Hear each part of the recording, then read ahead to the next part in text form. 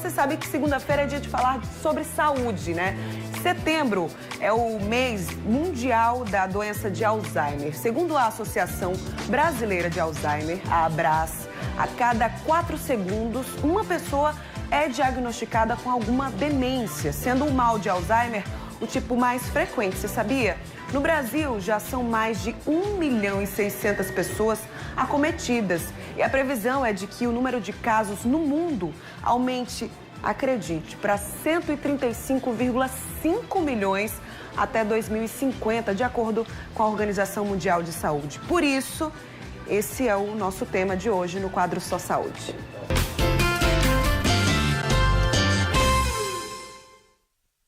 E aqui no estúdio eu recebo o médico geriatra Jamerson de Carvalho. Muito bem-vindo, doutor. Super importante falar sobre esse assunto, né? Ainda mais nesse mês de alerta, né? E algumas doenças são causadas por maus hábitos alimentares, por exemplo. Esse é o caso da doença de Alzheimer. O mal de Alzheimer tem preferências, entre aspas, né, com pessoas com algum hábito específico? Bom dia. Disse que a doença de Alzheimer está relacionada a um estilo de vida e a alimentação faz parte desse estilo de vida. Mas esse não é o único fator, mas com certeza tem um peso significativo. Entendi. E você falou que existem outros fatores, né? Por exemplo, doutor, o que é que a gente pode citar, né? Até como alerta mesmo para quem está em casa, quais são esses outros fatores? É importante lembrar que, além desses fatores, existem os fatores genéticos, que são muito importantes. Mas o que se faz durante a vida também é um fator de risco. Então, aquelas pessoas que leem pouco, que têm uma vida intelectual não muito ativa, que não praticam atividades físicas, que dão preferência por uma dieta rica em embutidos, enlatados, ricas em gordura, pobre em folhas, pobre em vitaminas, pessoas que não cultivam a vida espiritual, pessoas que têm uma sobrecarga emocional e psicológica, traduzindo como o estresse, e principalmente o uso inadequado de medicações calmantes, sedativos, do tipo benzodiazepínicos. São aquelas medicações tarja preta. E o senhor falou aí que existe o fator genético, que é muito importante, mas citou outros vários pontos que pelo menos deu para perceber que a gente pode prevenir, se for levar em consideração o que a gente faz e como a gente lida com a saúde a vida inteira. Dá para prevenir o Alzheimer, doutor? Prevenir ainda é uma palavra forte, é um termo forte para esse tipo de doença.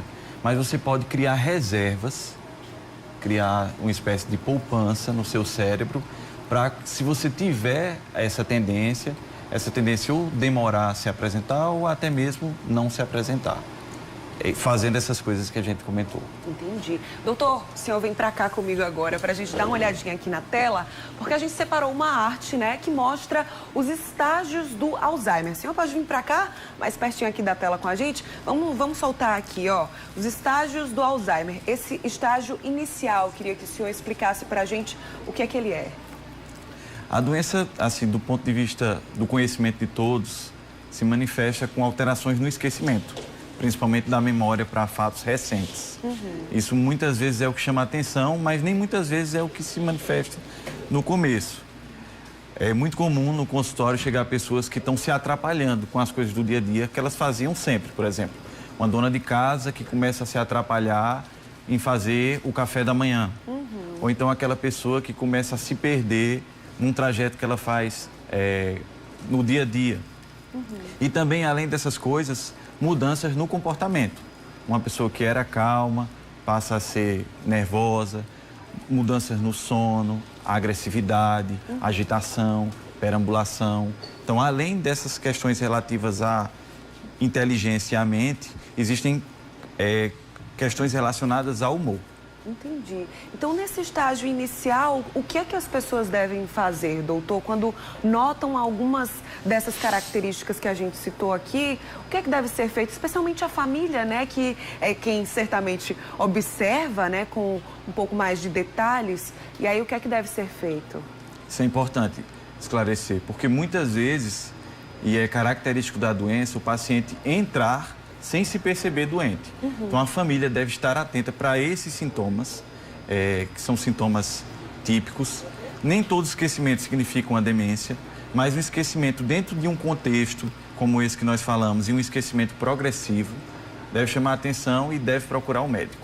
Ok. Tem mais uma arte aqui para a gente soltar? Vamos ver. O estágio intermediário. E aí, já vai aumentando um pouquinho a questão dos sintomas, doutor? É a acentuação dos sintomas daquela fase anterior que nós falamos. E nessa fase já se caracteriza por uma dependência maior para as atividades básicas da vida, que é usar o banheiro, se alimentar sozinho, segurar o xixi e o cocô que não consegue mais, ter problemas em reconhecer até pessoas próximas do convívio, como filhos, irmãos. Nessa fase, isso se torna mais evidente. Entendi. Vamos para a próxima. O estágio avançado, né? Essa fase é a fase que os doentes ficam mais tempo. O que é triste na doença é que a doença, em média, dura 12 anos, 10 a 12 anos. Ele passa 3 anos nas duas outras fases e a maior parte do tempo nessa fase, mais ou menos 6 anos.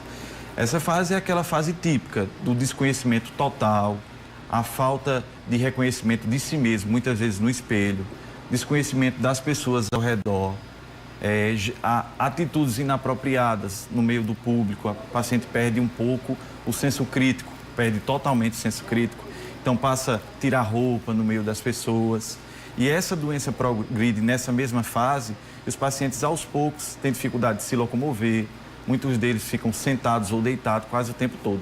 Entendi. Vamos voltar lá para a nossa mesa, doutor, para a gente falar agora sobre a questão de tratamento, né? Aliás, antes da gente falar de tratamento, uma curiosidade minha mesmo. Existe alguma possibilidade de regressão nesses estágios ou não? Quem é acometido pelo mal de Alzheimer passa por todas essas fases? A doença, ela é progressiva e incurável. O que existe muitas vezes, o tratamento serve para atrapalhar a evolução dessa doença, deixá-la um pouco mais lenta. Normalmente o doente melhora um pouco com o tratamento correto, porque muitas vezes ele usa medicações inapropriadas ou não está sendo estimulado da maneira correta. Entendi. Então, às vezes, ele melhora com o tratamento, mas a doença evolui a despeito disso. Entendi. E qual é o tratamento? É medicamento? É o auxílio do profissional, né? Psiquiatra, nesse caso, doutor? Há vários profissionais. Existe uma equipe muito grande que cuida do paciente com demência, com doença de Alzheimer, que é um dos tipos de demência. Além dos médicos, que são os psiquiatras, os neurologistas, os geriatras, que eu sou geriatra, existem os terapeutas ocupacionais, fisioterapeutas, enfermeiros. Uma equipe, né? Multidisciplinar, psicólogos. Né? E o tratamento é dividido em farmacológico, que são as medicações, e o não farmacológico, que são basicamente os estímulos. Além do paciente, né, doutora, eu acho que a família tem um papel fundamental, né? A família tem que ter muita paciência, tem que saber lidar com aquela pessoa. E a família também tem tratamento para a família? Como é que isso funciona, assim, na prática? Eu costumo dizer que a doença de Alzheimer é uma doença da família, não é uma doença só do paciente. E existe até uma doença que acompanha o paciente com demência, que é a síndrome de sobrecarga do cuidador. É aquela pessoa que cuida do doente e acaba ficando doente também, não de Alzheimer necessariamente, mas de estresse, sobrecarga, fadiga.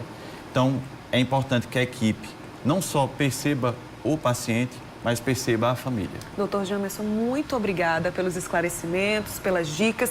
Esse é um mês onde a gente faz esse alerta, né? Mas que a gente tenha esse cuidado, esse carinho durante o ano inteiro, né? Obrigada mais uma vez. Eu que agradeço.